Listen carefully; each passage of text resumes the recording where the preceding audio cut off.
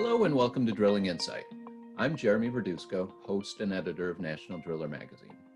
Today I'm joined by drilling trainer, National Driller writer, and co-host Brock Yorty. Welcome, Brock. Hey, Jeremy, how are you doing?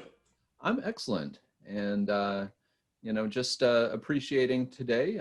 It's a little early, but I'm hanging in there. So on today's show, we also welcome Jay Egg. Thanks for being on the show, Jay.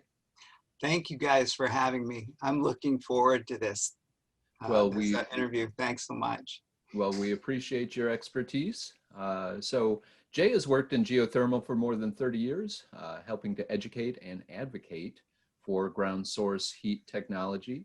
He's written or co-written books on the topic and presented at countless seminars and trade shows. We wanted to get his input on the state of geothermal and what he expects in the future and other industry topics. So to get started, I'll hand it off to Brock. Good morning. I'm super excited to have you on, Jay, and being a legend of this industry and an influencer, my favorite question to ask is, did you choose this industry or did this industry choose you? I think the industry chose me, but other people might argue if I give you the 30-second story of 1988 and I'm in my first home in Florida and I have a Train condenser and I killed my compressor, so I put a new one in. And then about that time, my irrigation pump kicked on. And I'm looking at that water. I measured the temperature and it was 72 degrees. And I was thinking about 95-degree outdoor air temperature. And coming from the nuclear power program, I said, I'm going to put a water refrigerant exchanger in here. I'm going to help this baby not die again. So I did it all in a Saturday, dropped my amp draw and consumption of electricity by half, and my house was crisp. I said, hold the phones. I just invented something really cool that apparently nobody has any idea about. So obviously that second part I learned was not true, because I was very quickly, within a month or two, pre-internet times, within a month or two, somebody told me about Oklahoma State University and the International Ground Source Heat Pump Association. So I went up there and got trained. What else, right? Okay. Very cool. So let's set the foundation for the conversation a little bit. What does geothermal look like in 2020? And tell us about the challenges and opportunities folks face working in this industry right now. Sure. To tell you what geothermal looks like, it's important to start with what does it look like in a house or a building. The number one thing in a house or a building, it is going to be an all inside piece of equipment because the outside portion is underground. As far as for the building, what it does is it eliminates the need for combustion heating in the building, because it is a heat pump and it can heat winter, summer. So what it does is electrifies the building, which is what the industry is going toward. The industry, however, is just barely getting up to speed on where the governments want them to be as they roll this out for these 2030 and these 2035 and these 2040 and 2050 goals. And those goals are to completely eliminate any combustion heating in any building anywhere. That is the goal because of our whole global warming thing. And so that's called beneficial electrification. And that's the state of the industry. Our workforce is there, but they haven't been cross-trained yet. In other words, if you're a heating contractor, you can go over into this. If you're a driller, you can go over into this. If you're a heat pump specialist, you can go over. If you're a natural gas employee, you can go over into this. So that's where we are. We're in workforce training and cross-training and retraining building trades. You've made the case for geothermal for years, Jay, and you obviously promote it and are very passionate about it. What is that frustrating no, this won't work answer that you hear, and how do you counter it? Okay, there are a couple of different this won't work answers that come. The first, of course, is the out of hand. I had a friend who did it. It doesn't work. Something 30 years ago, or even something last year. Those are always a little bit difficult, and they require somebody to have an open thought process to answer that. And I'll get back into more detail on that. More often than not, the biggest general overarching no has to do with, I want to put in a heat pump, and this guy says you can just put in an air handler inside and one of those little condensers outside. That's an air source heat pump. You want to tear up my yard to put in the pipes. That's a non-starter for me. So that's hard to overcome. And the interesting thing is with that saying that's hard to overcome, if they just do not want anything outside torn up, then sometimes the wife, and I'm being very honest, the woman of the house loves the idea of not having outside equipment anymore. So she's usually the biggest asset in this. But in the big picture, there is an infrastructure investment that involves a cost that is at least 1/3 to 1/2 of an entire system cost to do the ground loop. So, and I'm just going to stay with a single family home. What might cost you $15,000 to put in for a state-of-the-art train, 19 SEER system will probably cost you $30,000 to do a geothermal system because you have to put in a well or two. So there's 1/3 increase in cost. Fortunately, most areas of the United States, including some super areas like New York and much of the Northeast and even California, have a lot of rebates and incentives to cover that, and it well more than covers it. And that's usually what saves those customers. And then there are those that simply want it. It's kind of like, well, I have a Tesla 3. I just got it a couple of months ago. It is like a toy to me. I'm so excited because it's a remote control car. I can push my button on my phone and it will drive to me. And I'm like, I'm as happy as I was when I was 10 years old with it. I don't care that I can drive around and it's just fun. A lot of people like it because of the creature comforts. They know and they can show their neighbors that they have the best, quietest system on the market. When you buy a geothermal system, you are buying the finest HVAC system that money can buy. And so a lot of people just know they want it. So there's quite a few different people out there. But the really big picture for the industry is getting this into not a one-off installation, and you'll have more questions about this later, I know, but turning it into a utility. For example, in my house, in my little 4-bedroom house on any street USA, I have city water, I have city sewer, I have city electric, I have city gray water even, I have cable. And how Stone Age is it if the entire world is switching off of gas consumption to not have a city geothermal ambient line that you just tap into? It just stubs into your house. It's been done since the 80s. So that's kind of where it's going. And many of these models are going to put drillers so busy that they won't even know what to do. I'll even, if you want me to, or I'll follow up and show you some of the studies done. They need, in the right-of-ways where these neighborhoods are done, they need one 500-foot borehole every 20 feet forever. That's how it averages out and makes sure there's enough capacity for exchange. Okay. Pretty cool stuff. And it's competent, and it's hitting the books right now in Massachusetts for the city of Boston. Yeah, that's definitely a lot of potential work for drillers for sure. So you mentioned the tax credits, and everyone in the industry knows that tax credits for geothermal have come and gone and come back, and there's federal, state, all sorts of different credits. But the latest federal credit shrinks after the first of this year. It shrinks into 2021, and then it sunsets again. So sure does. Does that create some uncertainty in tax policy, and if how customers respond to it, and if so, how does that affect the geothermal industry? It affects like the contractors. Usually the contractor owner are usually the ones that get that benefit, right? Mhm.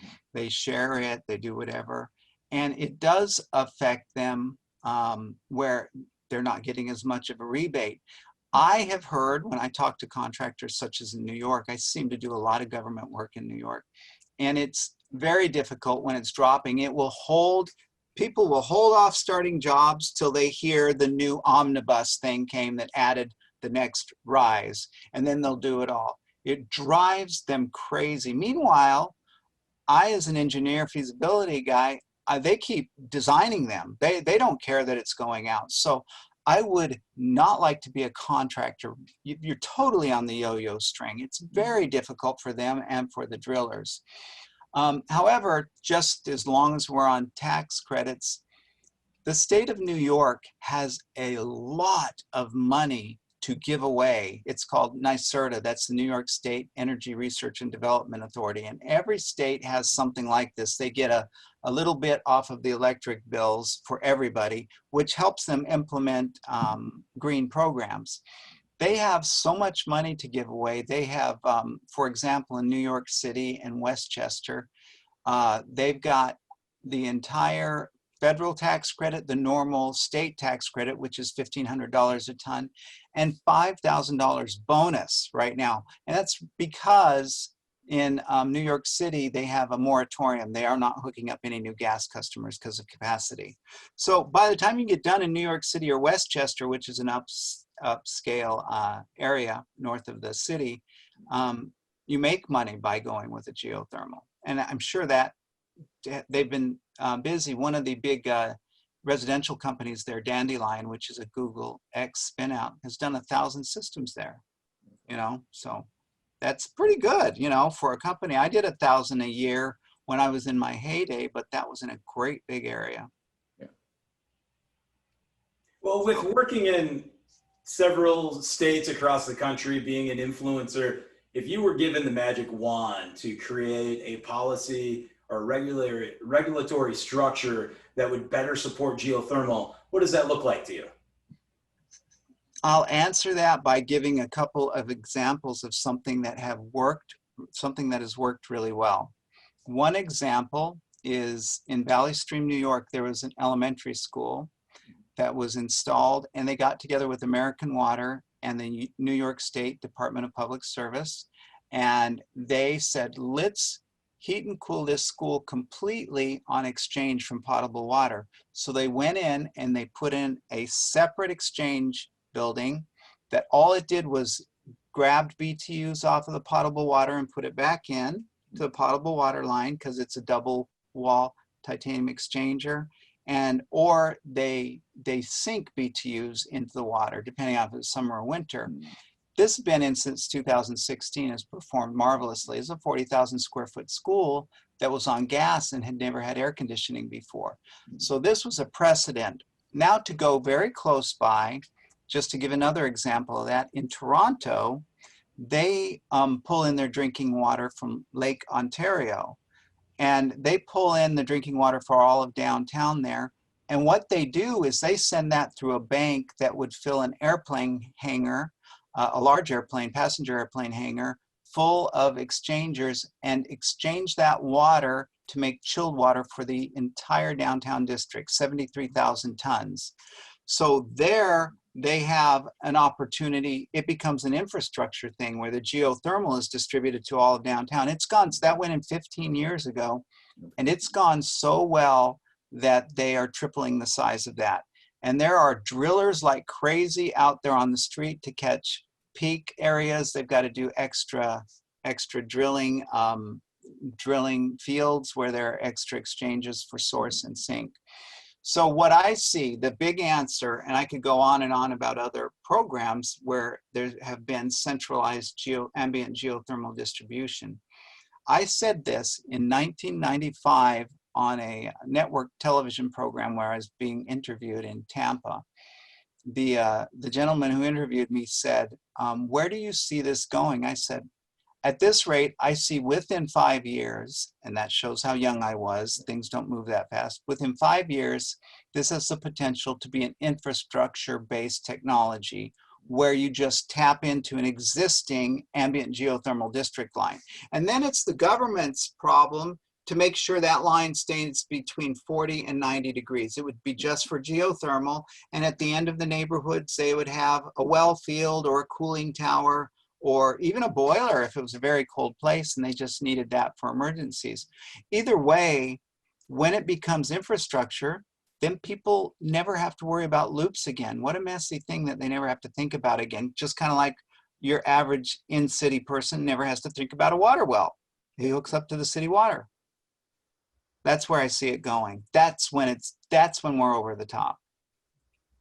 And it will go that way. That's what's going on in Boston right now, as a matter of fact. They were replacing the entire natural gas web, which is old iron or steel. They're replacing it with high density polyethylene, and they got a few people involved that did a feasibility study that said it cost the same to replace it with an ambient geothermal line. So that's how they're converting Boston over. So there'll be a big one eventually as they get done. So you had mentioned a few projects, New York, Toronto, other areas. Can you tell us about a project that you've just wrapped up, or one that you're excited to kick off in the near term? Tell us about something you're excited about, a project. About 2 years ago, it's important to pre-qualify this. I have worked with the State of New York and Long Island Geothermal Association before there was a New York Geo. Now, New York Geo is one of the most successful state-based orgs on geothermal in the country. So I was up there working with Long Island the year before this happened, and then they started the New York Geo. And then within a year, one of the New York Geo advocates, his name was Donovan Gordon, was hired by NYSERDA, the government-based organization, to become the director of what we call clean heating and cooling, means it doesn't burn fossil fuels. So he's the director and has overseen a program that has just grown and grown to the point where it has an incredible amount of money. And being a government, they have to do all the checks and balances to get it into the right hands. But they have an incredible amount of money to put into the development of geothermal technology statewide. Their goal, as an example, in New York City alone, there are 1.1 million buildings. They have to convert 900,000 of them to geothermal by 2050. That's a monumental task. Thankfully, it's an island and it's surrounded by water, and much of that can be done in any number of ways, including surface water exchange, which works very good. We found out another thing, the MTA, which has hundreds of miles of underground tunnels, pumps out millions of gallons a minute dewatering that goes into the East River and the Hudson. That can all become exchange water. Not to mention city water that's passing by. A lot of the government buildings could be tapped as a quick answer to geothermal exchange for buildings, as long as they don't get out of a safe temperature bandwidth. Oak Ridge National Laboratories did a test to determine what that safe temperature bandwidth is. So my biggest thing right now going on, we just finished engineering a geothermal exchange for a New York-based hospital, okay? And the only reason, this is kind of, this will throw a little bit of a wrench in it. The only reason they considered it is because in this pandemic time, there are two things we really are worried about. We all know about COVID-19. There's one, if you Google it, you'll be like, oh my gosh, I didn't know this was going on. Legionnaire's disease. It's completely masked by COVID, all the same symptoms. So many people who've come in to be tested for COVID or treated for COVID really had Legionnaire's, which is a bacterial infection. And so it's made it complex and it's increased the number of cases. So my point is, this hospital had been, since I didn't say their name, I can say it, they had been sued enough times for Legionnaire, people moving into the hospital to recover and catching Legionnaire's because they were in there. And the mortality rate, if you're in the hospital and catch more Legionnaire's, is 25%. Flip a coin twice. You know, that's 25% chance you'll make it out of there alive. Yeah. If you catch Legionnaires. So we're in a very, and that's part of my duties on the IATMO staff. We're in this safe, we're creating a manual for the safe shutdown and reopening of buildings, because a lot of the public only knows COVID. There's just not anything else in the mix. This has really crept up on a lot of people. So as I say that, we just got to engineer the first problem hospital to go to geothermal. And it was brilliant to the board of directors, because here they have 3 great big cooling towers. There's just a big red Ghostbusters cross out there. And then there's 2 huge wells that do about 45 gallons a minute, 4,500 gallons a minute into the Magathie Aquifer. And that's what they're doing to mitigate that. And everyone will be different. It will depend on if you're competent rock or if you're over an aquifer. But the other big one right now, which is being written up for the Cooperator, which is a, I guess, not living there, I didn't realize this. It's a very well-read magazine in New York, because it has to do with people who live in apartments. But they interviewed me about a project that we're into the second phase of engineering on. And it involves 2 20-story apartment buildings in the Bronx that are converting off 100% gas to 100% heat pumps. And they just engaged us in the full engineering, which is very expensive, the full engineering module of the project. So we're heavily engaged in that. And that one, NYSERDA is excited about, because it's the biggest one in New York City to brownfield it to geothermal. That's excellent. You know, so talking about jobs you're involved in, then we, you know, with LinkedIn and what's going on throughout the industry, we see these new construction projects popping up, stadiums and airports. And I remember the excitement of the Detroit Central train station. Right. But I believe you or a colleague posted something about where a geothermal field could go. What are you excited about? A project that you'd like to see go geothermal that still has an opportunity to? There is a large project in Long Island right now that involves an ice rink, and it's kind of a new city center. And it's interesting. And I'll tell another story after this if you have time, that is probably, you'll probably never hear about, but it's probably one of my favorite ones to remember. But in this story, they have this large, and I don't remember the name of it, I'm sorry, but this large community center that includes an ice rink and shopping and all this. And they had it planned with natural gas going in. So they're working on that, on getting that switched over to geothermal. And that may not be exactly what you were looking for, but I think this next one will lead into it. Many people don't know this, but the most expensive state capitol in the United States that was ever built is the Albany State Plaza, the Empire State Plaza.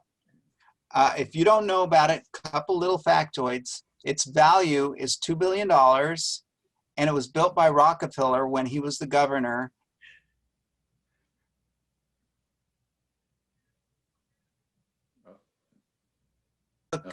New York State till 2000 to pay it off. It was ridiculously expensive.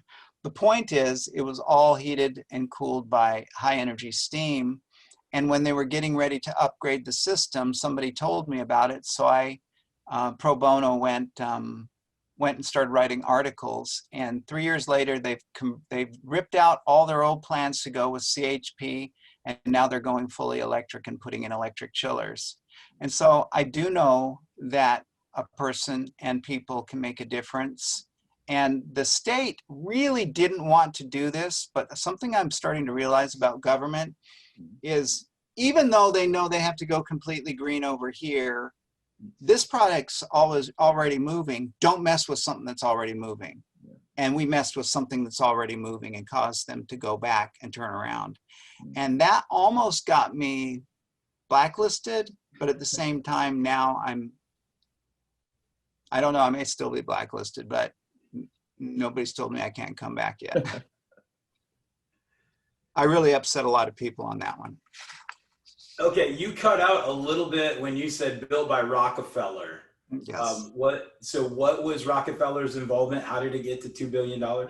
So when Rockefeller was the governor, he claimed eminent domain on all of downtown Albany. And it happened because he was embarrassed by visiting royalty, who you could tell they were turning their nose up at their downtown. And he just said, forget about it. He did eminent domain, didn't care, you could not get away with this today. Just if I showed you an aerial of this thing, it looks like an alien nation landed there.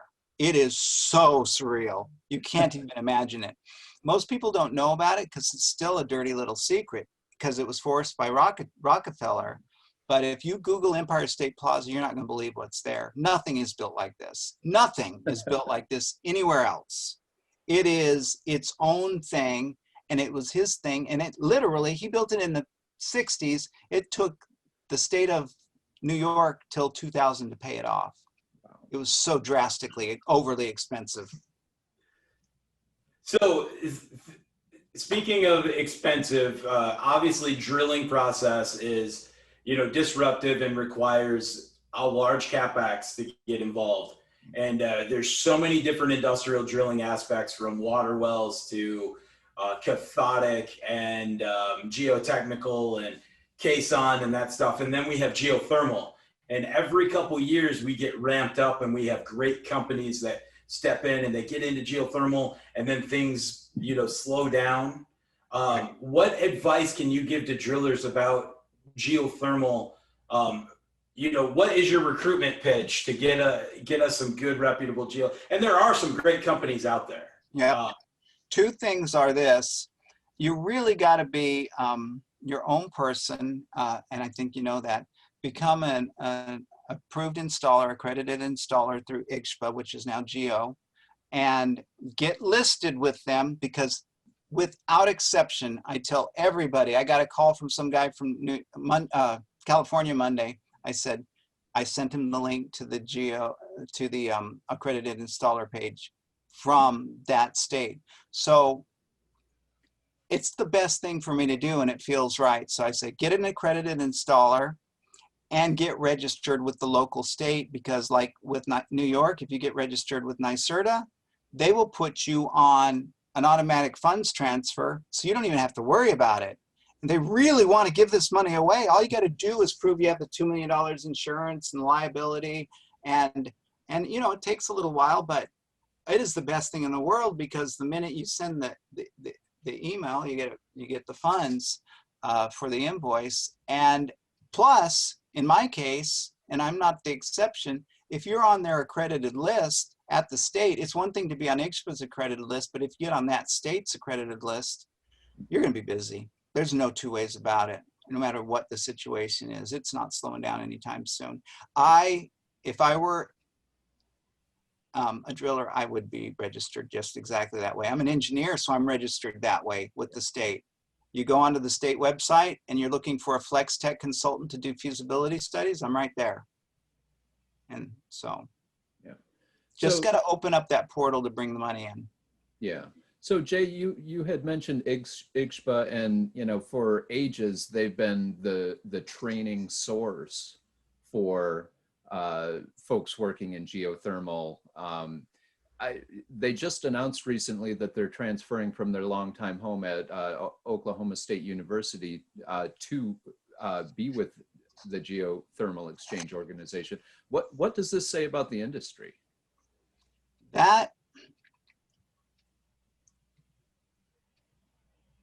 I don't, that's a good question. I can't say what that says about the industry. I really can't, but I see this as a good move. I see the Geothermal Exchange Organization wanting to take the current training programs and put them through standardizing, so that they're acceptable for all people and all, whether you're taking PDHs, CEUs for AIA or whatever, so you can take it. And I I don't have any problem with ICSP at all. I've recorded several great programs for them, but they don't. They haven't had the ability to get what I would consider to be. I can put it this way: the same program that's recorded on their website gets 1 CEU. That same program is over at New York Geo's website or at Half Moon's website and gets 8 CEUs. Okay. So I don't know what to say about that, except that I think that the Geothermal Exchange Organization is cleaning house and doing a very good thing to make sure that everybody feels included. That's all I can say about that. It wasn't always this way, but it's become this way the last 10 years. And there's a reason they made the choice, which I don't, I'm not privy to all that, but this is hopefully going to be a fairly pain-free move over to Geo.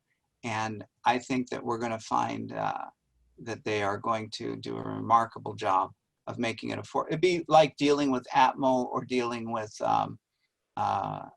ASHRAE or dealing, we want them to have that same type of recognition. So I think they will. I've been having weekly calls with them at their invitation just to talk about these training criteria. So I'm sure they're on the right track. So I'm not sure if Brock has any more questions, but I had one quick question. You had kind of touched on geothermal as infrastructure earlier, and I had interviewed some folks with, I think you of Texas Austin, maybe last year, that are trying to spearhead initiatives to get more investment and more attention on central citywide geothermal and those projects. Like from a drilling industry perspective, since this is a drilling podcast, like what needs to happen in order for there to be broader buy-in for that kind of thing? I like that question. My next call is with a young lady up in Minnesota, and she is, and this is answering your question directly, I promise you.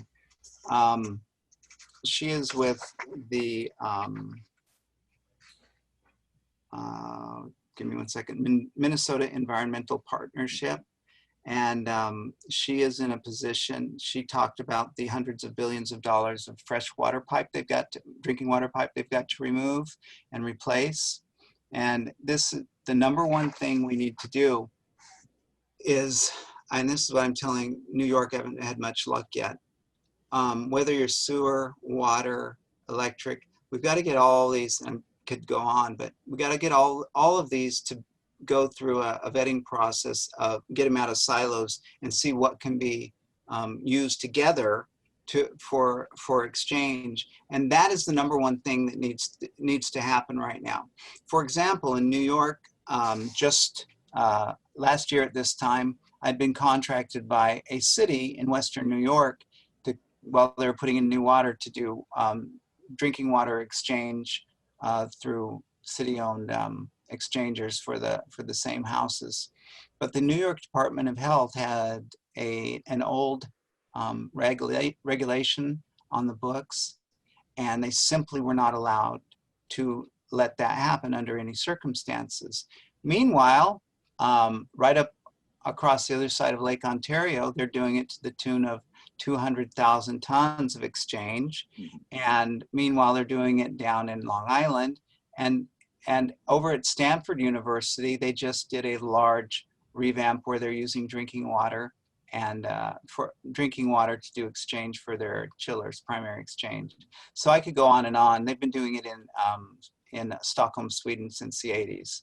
Yeah. So it's just an educational process, and I'm working where the resistance is the lowest. In other words, I have advocates there. So I'm over in Minnesota for this one. I spoke at their geothermal conference before COVID shut everybody down in late February, early March this year. I don't know if I met her there, but she's moving on it. Yeah. So with that, I think we'll wrap up today's episode. Thanks again, Jay. Welcome. Many in This our, is such a privilege to work with you guys. well, we love having you, and you know, many in our audience work in geothermal, so I'm sure this conversation will give them a lot to think about. So, you know, Jay, we've spoken before, but I didn't get your background on how you got into geothermal. I think it's hilarious that you actually discovered heat exchange. Yes. And think about it, I was a nuclear power electrician Yeah. in the Navy. And so we had to constantly cool stuff down there, but Yeah. we used seawater. And it was funny to me, I was going, why are you using air for this? Water is like 30 times better. So I did that and I thought, I must be the smartest guy in the street because nobody else is doing this. Well, But I think it's funny that you just stumbled into it, and you know, and then the rest is history. So Brock, what did you think? One, it's been excellent to just learn today and talk geothermal. I've been very passionate about geothermal since I was on the first phase of Ball State in 2007, those 1,300 holes. And wow, before Suez, I got to work with a great company in the Midwest that did the George Lucas Museum in LA. I love that job. That's Yeah, beautiful. they did a great job. And so getting to hear from you and just the stories and where we can go as an industry with infrastructure aspect is what I really enjoyed. Thank you. Yeah. Well, thanks again to Jay Egg. And Jay, where can the audience find out more about you? They can just Google egggeo.com or they can, my email address is my name, jegg.geo@gmail. Okay. So are you working on an interesting project, or do you have industry wisdom to share? Go to nationaldriller.com/contact us and send me an email to be considered for a guest spot on Drilling Insight. And of course, you can find fresh episodes of the show on our website and on Apple Podcasts every other week. Search for Drilling Insight and hit that subscribe button. Visit our website also for the latest drilling industry news, and don't forget to follow us on Facebook, Twitter, and LinkedIn. And until next time, this is Drilling Insight.